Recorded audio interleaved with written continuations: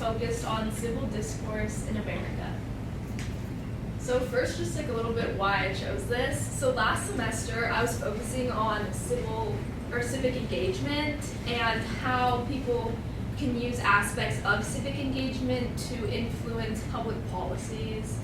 So this could have been anywhere like voting or joining neighborhood groups, writing letters to politicians, all sorts of things. So then, after I was researching all of this, I wanted to figure out how different people had more success at this and how different language affected their influence on others.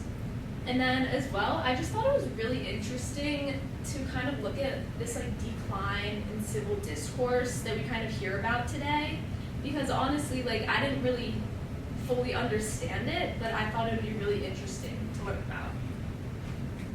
So just a recap of what I did this semester, I looked at ways that PCDS incorporates civil discourse into our school.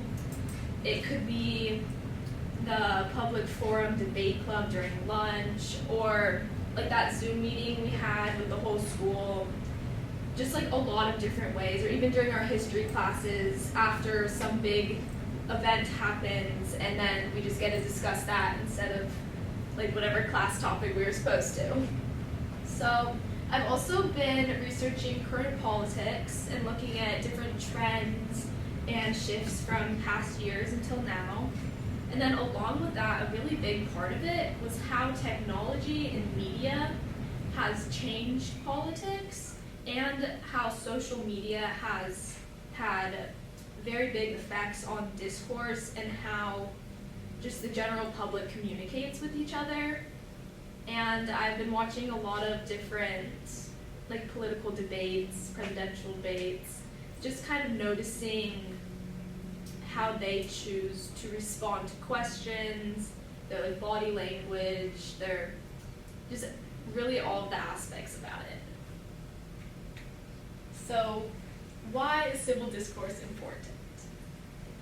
Democracy depends on discussion, and we as a society need to realize that disagreement is normal, and it's an essential part to a functioning and healthy democracy. And when we disagree and it turns hostile, when we stop hearing other perspectives, solutions basically become impossible. It makes it a lot harder. So we all just need to really be able to listen to other perspectives and engage across these differences. So just more about that, more relating to us as students and everything, is we learn from what we see. And when we turn on the TV during the day and we see these crazy debates going on where politicians are using not very nice language, just a lot is going on, that starts to seep into our own lives. And it's when you're debating, people can get mad and you want to share your opinions, but the issue happens when we're not willing to hear other perspectives and take other sides. Because we don't always need to agree, but we really do need to be able to listen to others, no matter what. Because if we can't learn what civil discourse is truly about and be able to uphold this part of democracy, our country just simply will not be able to function as well. So, as a big part of my independent study this year, I chose to host a humans workshop because I was just thinking, if I'm learning so much about this, and I think it's this important, I might as well teach others about it too. So I hosted a workshop called Why is Everyone So Mad?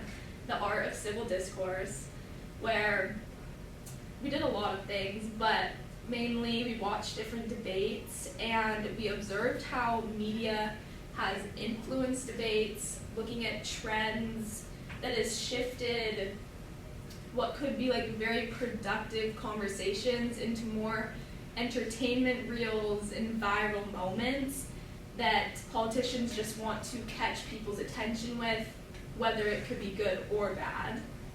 And often we see these debates fail to get to the point of what they're really trying to discuss. So it's just very interesting to talk about all of this in my workshop. So just some final takeaways is that today's rhetoric often frames opponents as evil. When we're debating with someone, it's not just their opinions that we're debating, we're basically like demonizing the other side, and like people start to attack their own morals, their identity, not just a simple opinion that they had.